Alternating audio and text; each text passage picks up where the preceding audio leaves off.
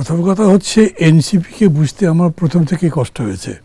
আচ্ছা, অসাধারণ একটা অবদান ফ্যাসিবাদকে সরাবার কারণে তার প্রতি বা তাদের প্রতি আমার ভালোবাসা বলেন, শ্রদ্ধা বলেন, যেভাবে শব্দটা বলেন না কেন সেটা আছে।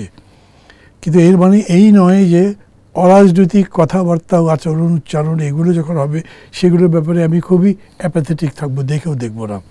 আমার মনে হয়েছে যে তাদের মানে আবির্ভাব থেকে দল করা, তারপরে এই পর্যন্ত যাই করেছে এগুলোতে তারুণ্যের আবেগ বেশি ছিল, লাইক অ্যাংরি ইয়াং মেন, মানে সব ব্যাপারেই ভাঙচুর করার মতো।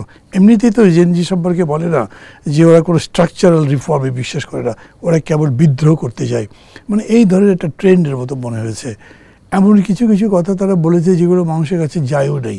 ধরেন সেকেন্ড রিপাবলিক, কোথাও শোনেন এখন কথা, কেউ জানেন সেকেন্ড রিপাবলিক কি, ফার্স্ট রিপাবলিকই মানুষ বোঝে না, কিন্তু এইটার উপরে ভিত্তি করে তারা অনেক কথা বলেছে।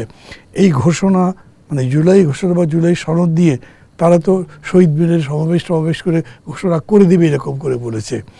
তখন আমি বোঝার চেষ্টা করেছি দূর থেকে, তাদের সাথে কথা বলে বুঝবো, একটা এক্সচেঞ্জ হবে, এই রকম পরিবেশ আমি পাই নাই।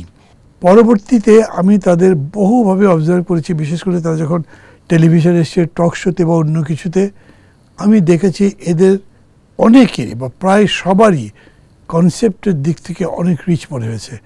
মানে এমনিতেই তো ধরেন বর্তমান প্রজন্মের যারা কথা বলে তারা আমাদের চাইতে ভালো কথা বলে। আমাদের সময় মানে আমরা যখন এই প্রজন্মে ছিলাম তখন বা সেই সময় যারা রাজনৈতিক নেতারা ছিলেন, একটা বক্তৃতা করবার সময় সেন্টেন্সই কমপ্লিট করতে পারতো না, মাঝখান দিয়ে আরেকদিকে চলে যেত, মানে একটা মিনিং অন্যদিকে চলে যেত। কিন্তু এদের কথা খুবই গোছানো, they can make their points এবং অন্যকে কনভিন্সও করতে পারে। এগুলো থেকে আমার মনে হয়েছে যে এটার মধ্যে অনেক সম্ভাবনা আছে। কিন্তু তারপরে মানে অদ্ভুত অদ্ভুত কিছু আইডিয়া তাদের মধ্যে আছে। তারা মনে করে যে আবার একটা অভ্যুত্থান হবে এবং সেটা খুব বেশি দেরি নয়।